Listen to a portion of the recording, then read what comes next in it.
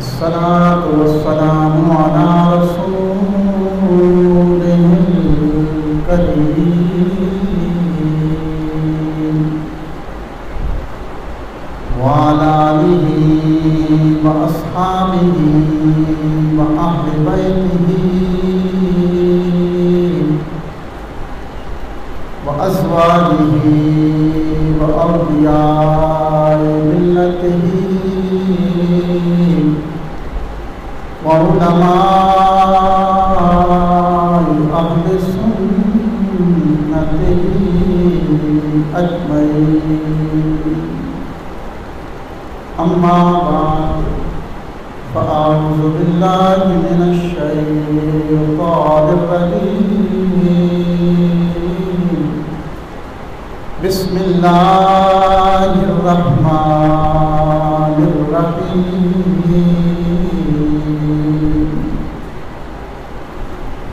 فأرسلنا عليهم الطوفان والجراد والقمل والضفادع والدم آيات مفصلات فاستكبروا وكانوا قوما مجرمين.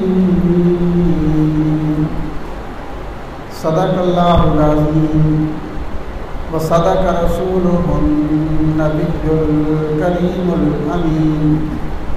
قال الله تبارك وتعالى في شان محبوبه مخبرا وآمرا: إن الله وملائكته يصلون على النبي يا أيها الذين آمنوا صلوا عليه وسلموا تسليما. الصلاة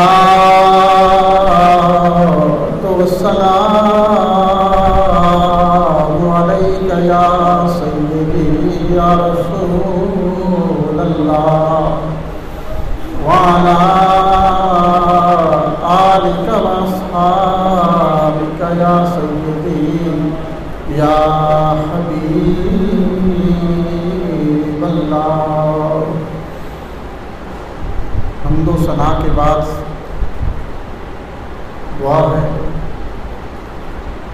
زمین و آسمان کا مالک، ساری کائنات کا خالق، مجھے حق کہنے کی، آپ کو سن کر ہم سب کو اس پہ عمل کی توفیق عطا فرمائے.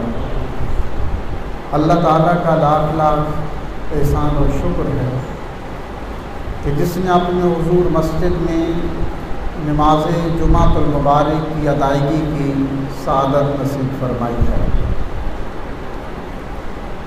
اللہ کریم جمعۃ المبارک کے فیوز و برکات نصیب فرمائے، اور جمعۃ المبارک کی مقدس گھڑیوں کا صدقہ اللہ کریم ہماری زندگی کے تمام صغیرہ کبیرہ گناہوں کو، غلطیوں کو، خطاؤں کو معاف فرمائے. باقی جو زندگی ہے اس میں قرآن و سنت کو، اسلام کو، اپنی خشیت کو، رسالت مآب علیہ السلام کے عشق و محبت کو اپنی زندگی بنانا نصیب فرمائے. اور اس وقت جو پوری دنیا میں حالات ہیں، ہر انسان، ہر طبقہ ایک فکر کے اندر ہے، پریشانی کے اندر مبتلا ہے، نفسا نفسی کا عالم ہے، ایک قیامت صغریٰ کا منظر ہے. ہر انسان ایک دوسرے سے دور بھاگ رہا ہے. اللہ تعالیٰ کا ایک آزمائش ہے، ایک امتحان ہے، ایک وبائی مرض کی صورت میں، ایک موذی مرض کی صورت میں، جس نے پوری دنیا کو اپنی لپیٹ میں لے رکھا ہے. پوری دنیا کی طاقتیں، قوتیں، دنیا کا علم، دنیا کی سائنس، دنیا کی فہم و فراست، پوری دنیا کا دماغ بے بس ہو کے رہ گیا. وہ جو آسمان پہ چاند پہ کمندے ڈالتے تھے اور پوری دنیا کو اپنی کالونی سمجھتے تھے، ایک چھوٹے سے وائرس کے اندر اس سپر طاقتوں نے اپنے گھٹنے ٹیک دیے۔ اللہ کریم عالم اسلام کو، پوری دنیا کو اس امتحان سے، آزمائش سے اور اپنی اس ناراضگی سے محفوظ فرمائے۔ قرآن کریم کی جو آیت طیبہ آج کے اس جمعہ المبارک کے بابرکت اور عظیم الشان اجتماع میں تلاوت ہوئی، یہ حضرت موسیٰ علیہ السلام کی امت پہ جو اللہ تعالیٰ کی پکڑ آئی تھی، جو آزمائش آئی تھی، امتحانات آئے تھے، اسی کے ضمن میں ہے۔ یہ پورا قرآن کریم الحمد سے لے کے والناس تک، اس کا مطلب یہ نہیں کہ آپ اس کو صبح اٹھیں، اس کو پڑھ لیں اور اس سے برکت حاصل کر لیں، یہ بہت بڑا عمل ہے، لیکن قرآن کریم صرف کتاب برکت کے لیے دنیا میں نازل نہیں ہوا کہ اگر کاروبار نہیں چلتا، کسی کی روح نہیں نکلتی تو مشکل ہے تو قرآن کریم پڑھ لیں۔ قرآن کریم دنیا میں آیا ہے کہ آپ نے اپنی زندگی قرآن کریم کے مطابق گزارنی ہے۔ پہلی امتوں کے حوالے اس میں ذکر کیے گئے، ان پہ کیسے اللہ تعالیٰ کے امتحانات آئے، کیسے پکڑ آئی، پھر وہ امتحانات سے کیسے نکلے، وہ قومیں کیسے تباہ ہوئیں۔ تو یہ قرآن کریم کوئی قصہ گوئی کا نام نہیں ہے، بلکہ اس قرآن کریم کا مطلب یہ ہے کہ آپ اسے عبرت اور نصیحت پکڑیں۔ اللہ کریم نے پہلی تمام امتوں کے احوال امت مسلمہ کے سامنے رکھے ہیں قرآن کی صورت میں، کہ انہوں نے یہ گناہ کیے تو یہ اللہ تعالیٰ کی پکڑ آئی، وہ قومیں ایسے تباہ ہوئیں، ایسے برباد ہو گئیں، ان کی شکلیں مسخ کر دی گئیں، جو نماز نہیں پڑھتے تھے ان کو بندروں کی، خنزیر کی شکل میں تبدیل کر دیا گیا، جو زناکاری کا ارتکاب کرتے اسی وقت آسمانی بجلیاں آتی اور ان کو جلا کے راہ کر دیتی، جو مال غنیمت کا، زکوٰۃ کا ایک پیسہ بھی ناجائز طریقے سے کھاتے کماتے تو اسی وقت ان کو جلا کے راہ کر دیا جاتا۔ تو اللہ کریم نے یہ ساری پہلی امتوں کے احوال امت مسلمہ کے سامنے رکھے ہیں کہ اس سے نصیحت بھی حاصل کرو اور اس سے عبرت بھی پکڑو۔ پہلی جتنی قومیں گزری ہیں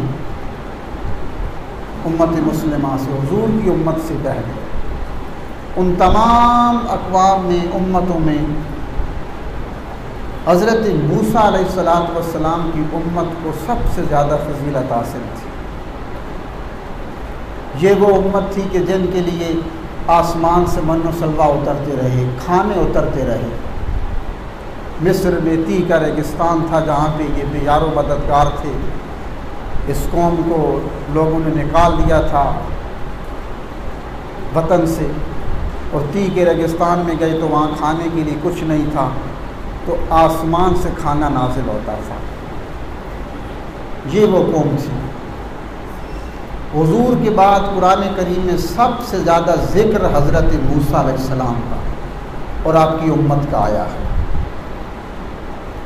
آج جو آیات طیبہ ہم نے تلاوت کی ہیں، یہ حضرت موسیٰ علیہ السلام کی امت پہ جو عذاب آئے تھے، جو بعینہ ہی آج ہم اسی عذاب سے دوچار ہیں، وہ آیات ہم نے پڑھی ہیں۔ اللہ کریم نے ان پہ بڑے انعام و کرام کیے، لیکن یہ خدا کو بھول گئے، رسول کو بھول گئے، کتاب کو بھول گئے، اپنا مقام بھول گئے، دنیا میں کھو گئے،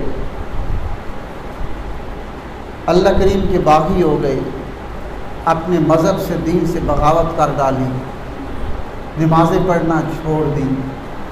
اللہ کریم فرماتا ہے کہ ہم نے ان پہ کچھ عذاب نازل کیے، امتحانات آئے، اللہ کی پکڑ آئی۔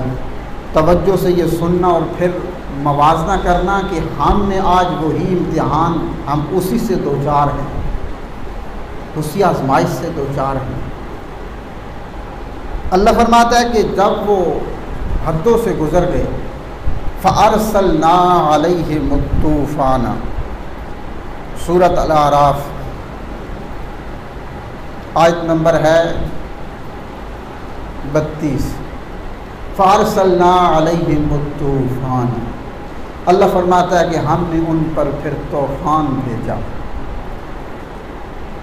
مفسرین کہتے ہیں کہ اس طوفان سے مراد یہ ہے کہ مسلسل بارشیں برسنا شروع ہو گئی،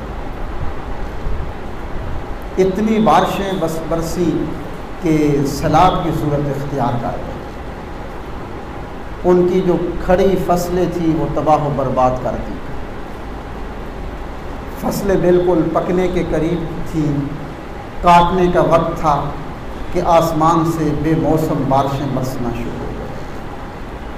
حضور نے فرمایا کہ ایک عذاب تم سے اوپر سے آئے گا، تم پر اوپر سے آئے گا، ایک نیچے سے آئے گا، اور اوپر سے یہ عذاب ہوگا کہ بے موسم بارشوں کا برسنا، نیچے سے عذاب یہ ہوگا کہ کرپٹ اور ظالم حکمران تم پہ مسلط کر دیے جائیں گے۔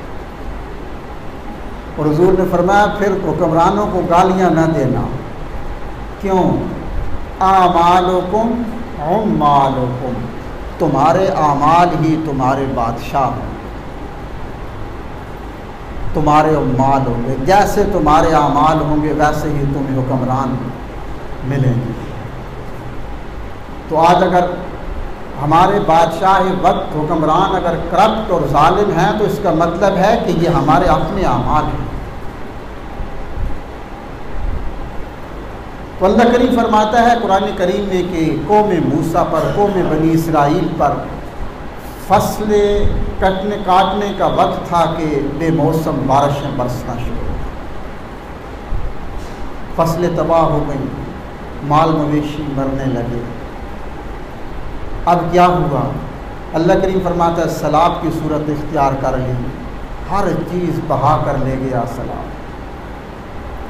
اب اگر کوئی تھوڑا سا ان کی فصلیں بچ گئیں، اب اگلا لفظ سننا قرآن کریم کا، اگلا عذاب کیا تھا؟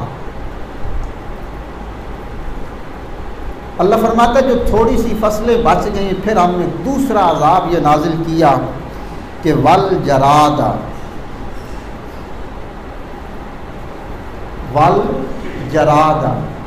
ٹڈی دل لشکر آئے۔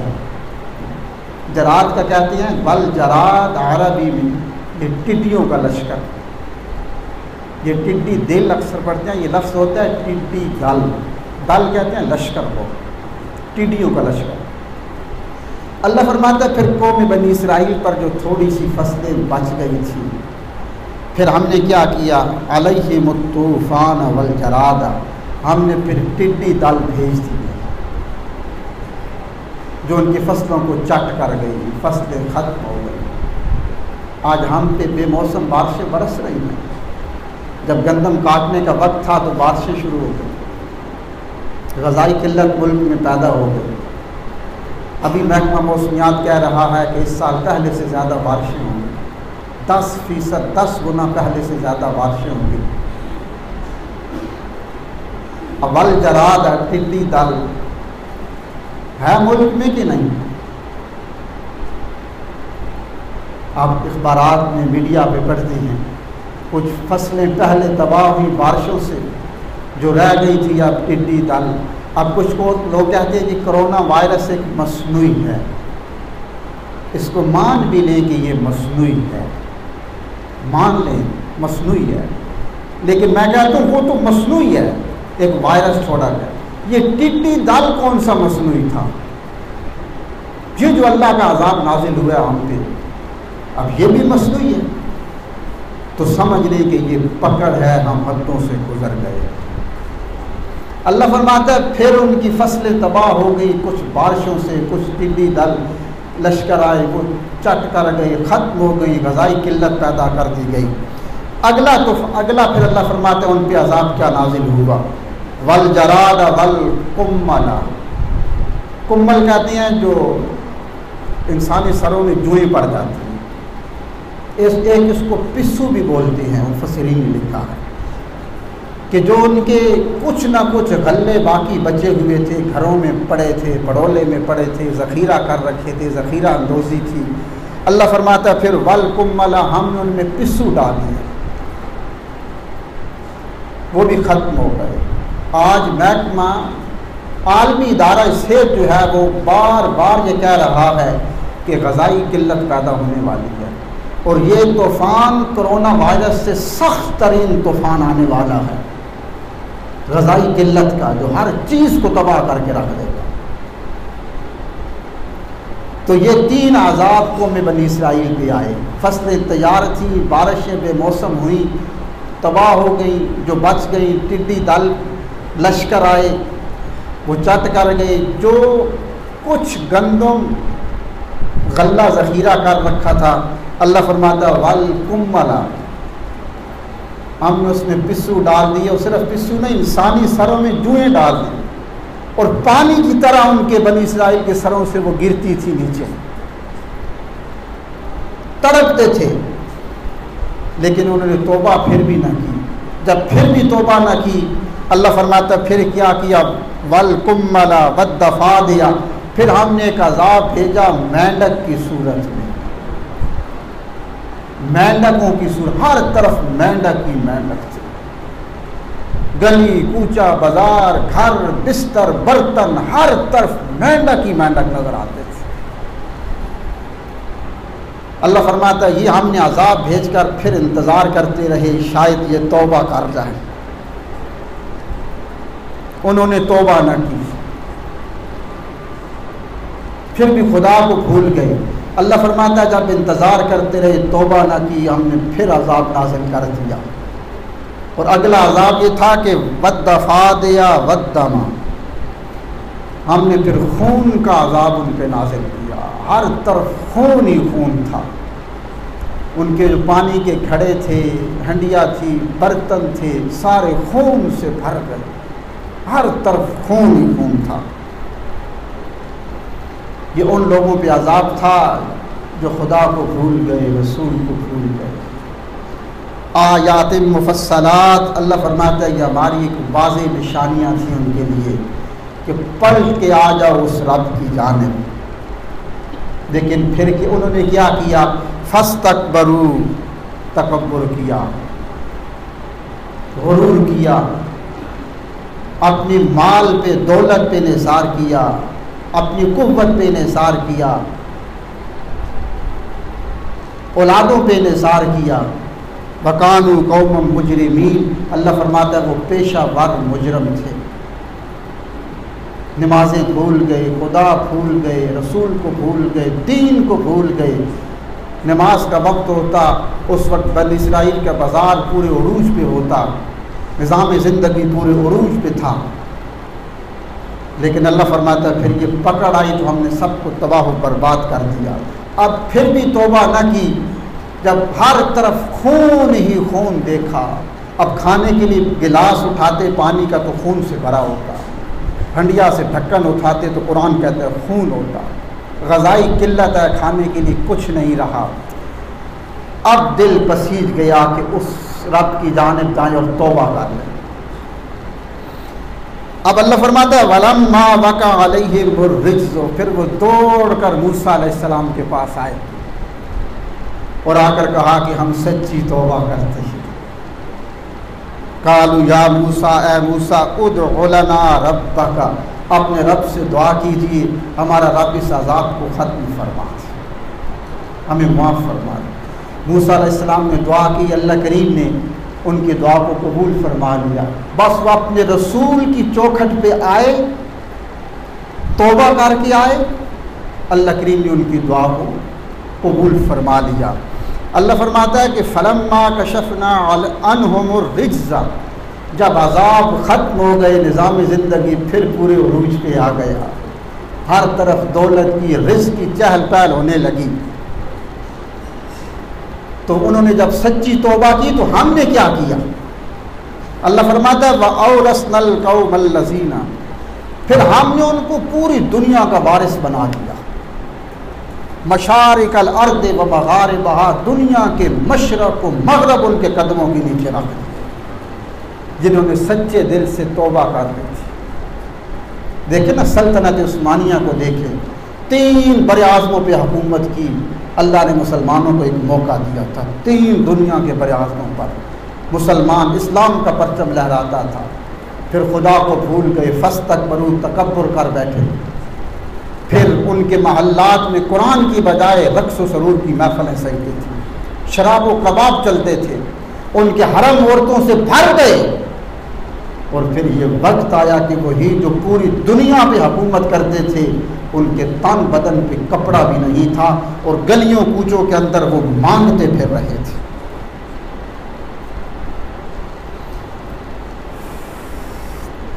اللہ کریم فرماتا ہے پھر ہم نے پوری دنیا کے مشرق و مغرب ان کو دے دیے، جب انہوں نے سچی توبہ کی ہم نے عذاب اٹھا لیے، دنیا کے مشرق و مغرب ان کو فضلتکم علی العالمین، بنی اسرائیل کو پوری دنیا پہ فضیلت دی تھی۔ اللہ فرماتا ہے جب پھر دنیا عطا کی، دولت کی ریل پیل، ہر چیز کی کثرت ہو گئی، تو پھر خدا کو بھول گئے، پھر بھول گئے خدا کو، پھر مسجدوں میں آنا چھوڑ دیا۔ اللہ فرماتا ہے جب دوبارہ چھوڑا اور بھول گئے، وَدَمَّرْنَا، پھر ہم نے ایسا تباہ و برباد کر دیا، مَا كَانَ يَصْنَعُ فِرْعَوْنُ وَقَوْمُهُ، فرعون اس کی قوم کو، سب کو، ان کے یصنع جو انہوں نے بنائے تھے، ان کی فیکٹریاں تھیں، ان کے کارخانے تھے، ان کی ہنرمندیاں تھیں، کاریگریاں تھیں، جو کچھ بھی تھا وہ سب کچھ تباہ و برباد کر دیا، اور پھر ہمارا غصہ یہاں پہ ٹھنڈا نہیں ہوا۔ اللہ فرماتا ہے وَمَا كَانُوا يَعْرِشُونَ، یعرشون کہتے ہیں مکانات کو، حویلیوں کو، رہائشوں کو، جو ان کے مکانات تھے، مکان تھے، جو رہائشیں تھیں، عالیشان رہائشیں تھیں پہاڑوں کے اندر۔ اللہ فرماتا ہے پھر وَمَا كَانُوا يَعْرِشُونَ، ہم ان کی رہائشوں کو بھی نہیں چھوڑا، ان کے مکان کو بھی ریزہ ریزہ کر کے رکھ دیا۔ تو حکم ہے کہ امت مسلمہ اس سے پہلے کہ یہ وقت آ جائے، یہ تمہارے لیے باعث عبرت ہے، تم اسے سبق حاصل کرو، اس سے پہلے کہ خون کے طوفان تم پہ آئیں، ہر چیز تباہ و برباد کر دی جائے۔ زلزلہ آیا تھا نا، کل کے پرسوں کے اخبار میں تھا، اسلام آباد اور گرد رواں میں زلزلے کے جھٹکے لگے۔ ایک بادشاہ تھا، مجھے نام نہیں یاد، مسلم بادشاہ تھا، اس کے دور میں یہی عذاب آیا تھا۔ جب یہی عذاب آیا تو انہوں نے کہا لوگ مر رہی ہیں بیماری سے، ایک ایسی موذی مرض آ گئی ہے کہ اس سے لوگ مر رہے ہیں، اس کا کوئی علاج نہیں ہے۔ وہ بڑا پارا سا بادشاہ تھا، مسکرانے لگا، اس نے کہا تم کہتے اس کا کوئی علاج نہیں، میں کہتا ہوں 3 دن کے بعد یہ بیماری ہوگی نہیں۔ انہوں نے کہا اتنی آپ یقین دہانی سے کیسے کہہ سکتے ہیں؟ اس نے کہا میں اسی وقت اعلان کرتا ہوں پوری سلطنت کے اندر جتنے بھی آلات موسیقی ہیں، گانے بجانے والے آلات ہیں، تمام کو توڑ دیا جائے، شراب کے مٹکے توڑ دیے جائیں، گانے بجانے والے جتنے ان کو زندان میں ڈال دیا جائے۔ 3 دن کے اندر یہ کام مکمل ہوا، اور تیسرے دن وہ بیماری اس ملک سے ختم ہو گئی۔ اللہ فرماتا ہے جب آلات موسیقی ہمارے بعد وہ گانے والی بھی کہتی ہیں نا، جب آتی ہیں ٹی وی پہ، یہ میری ماں کی دعا ہے کہ میں اچھا ناچ لیتی ہوں، اور یہاں تک کہتی ہے مجھ پہ اللہ کا کرم ہے کہ میں اچھا ڈانس کر لیتی ہوں۔ جس ملک میں سود ہو، شراب ہو، اللہ فرماتا ہے جو سود، جس ملک کی جس معیشت سود پہ چلتی ہے، فَاعْلَمُوا بِحَرْبٍ مِّنَ اللَّهِ وَرَسُولِهِ، وہ میرے ساتھ اعلان جنگ کرتا ہے ہماری جنگ اللہ سے ہے، اللہ کے رسول سے جنگ ہے، کیا یہ جنگ ہم جیت جائیں گے؟ یہ جنگ ہم نہیں جیت سکتے۔ ماہ رمضان شریف تھا، آخری عشرہ تھا ماہ رمضان شریف کا، 25واں روزہ تھا، کل کی بات ہے، ہماری حکومت وقت نے اسلام آباد کے اندر شراب خانے کھولنے کا نوٹیفیکیشن جاری کیا تھا۔ تاک راتیں گزر رہی تھی، ایک رات کی 1000 سال کی عبادت سے زیادہ ثواب تھا، اور شراب خانے پاکستان میں کھل رہے تھے، تو کیا یہ عذاب ختم ہو؟ اللہ فرماتا ہے نہیں، ایک ہی صورت ہے، فَلْيَتَوَكَّلِ الْمُؤْمِنُونَ، پلٹ کے میرے پاس آ جاؤ، سر جھکا دو، توبہ کر لو، گناہوں کو معاف کر دوں گا، اپنے عذاب کو اٹھا لوں گا۔ اگر نہ آئے تو پھر دیکھنا کچھ بھی نہیں چھوڑوں گا، حتیٰ کہ تمہارے مکان بھی تباہ و برباد کر کے رکھ دوں گا۔ اللہ کی عمل کی توفیق عطا